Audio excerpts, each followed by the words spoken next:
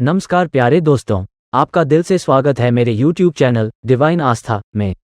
आज का हमारा वीडियो एक बहुत ही महत्वपूर्ण और गूढ़ विषय पर है, जिसे जानना हर सनातनी के लिए जरूरी है।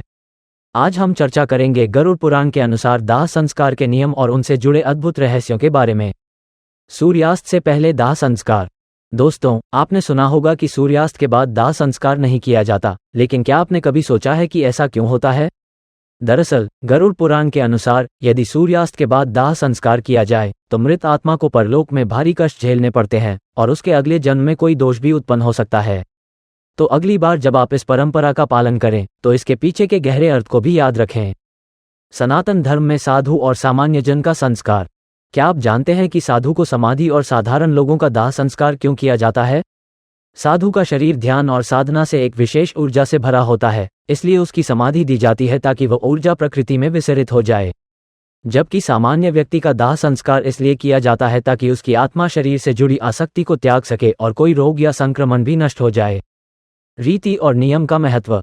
गरुड़ पुराण में सभी संस्कारों को सही रीति रिवाजों से करने का महत्व बताया गया है। इन्हीं नियमों का पालन करने से आत्मा को शांति मिलती है और वह अगले जन्म के लिए तैयार होती है। अंतिम संस्कार में शामिल होना। क्या आप जानते हैं कि अंतिम संस्कार में शामिल होना एक पुण्य कर्म है और वहां शामिल होकर कंधा देना भी बेहद जरूरी माना गया है। इससे मृत आत्मा को मोक्ष की ओर बढ़ने में मदद मिलती है। पार्थिव शरीर की परिक्रमा। संस्कार के दौरान पार्थिव शरीर की परिक्रमा क्यों की जाती है? इसके पीछे जीवन के अस्थायी स्वभाव का प्रतीकात्मक अर्थ छिपा है। जीवन को एक छेद वाले घड़े के रूप में देखा गया है, जिसमें आयु रूपी पानी हर पल टपकता रहता है और अंत में जीवन समाप्त हो जाता है। पीछे मुड़कर देखने की मनाही।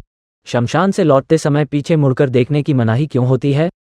क्योंकि ऐसा करने से आत्मा का अपने परिवार के प्रति मोह टूट नहीं पाता। यह आत्मा को यह संदेश देता है कि अब उसका इस संसार से कोई संबंध नहीं रहा। दिशा, ज्ञान और सिर की दिशा। आपने सुना होगा कि पार्थिव शरीर का सिर दक्षिण दिशा की ओर क्यों रखा जाता है? शास्त्रों के अनुसार दक्षिण दिशा यमराज की होती है और ऐसा करने से हम मृतक को यमदेवता को समर्पित करते हैं। दाह संस्कार के नियम। दाह संस्कार के समय सभी नियमों का पालन करना आवश्यक है। ये केवल एक धार्मिक क्रिया नहीं, बल्कि हमारे सभ्य और संस्कारी होने का प्रमाण भी है। मुक्तिधाम के नियम। मुक्तिधाम में हंसी मजाक करना अनुचित माना जाता है, क्योंकि वहां पर यमदेव की ओर से क्षेत्रज्ञ देव नियुक्त होते हैं जो हर क्रिया पर नजर रखते हैं। शमशान से लौटने के बाद नीम की पत्ती और स्नान। क्या आपने कभी सोचा है कि शमशान से लौटने के बाद नीम की पत्ती चबाने और स्नान करने का वैज्ञानिक कारण क्या है? दरअसल नीम की पत्ती एंटीसेप्टिक और एंटीबैक्टीरियल गुणों से भरपूर होती है, जो शमशान के कीटाणुओं से बचाव करती है। स्नान करने से शरीर पर लगे कीटाणु और नकारात्मक ऊर्जा दूर हो जाती है। मुंडन संस्कार और पिंडदान। मुंडन संस्कार का क्या महत्व है और क्यों पिंडदान किया जाता है? ये संस्कार मृतक की आत्मा की शांति और मुक्ति के लिए होते हैं। मृत्यु भोज और उसके नियम। मृत्यु भोज क्यों किया जाता है? क्या ये जरूरी है? दरअसल ये संस्कार परिवार को एकजुट करने और शोक संवेदना व्यक्त करने का एक माध्यम है। तो दोस्तों, उम्मीद है कि इस वीडियो के माध्यम से आपने गरुड़ पुराण के अनुसार दाह संस्कार के नियमों के बारे में महत्वपूर्ण जानकारी प्राप्त की होगी। अगर आपको ये जानकारी अच्छी लगी हो तो कृपया करके मेरे YouTube चैनल डिवाइन आस्था को सब्सक्राइब करें, ताकि हम आगे भी इसी तरह की धार्मिक और आध्यात्मिक जानकारी आपके साथ साझा कर सकें।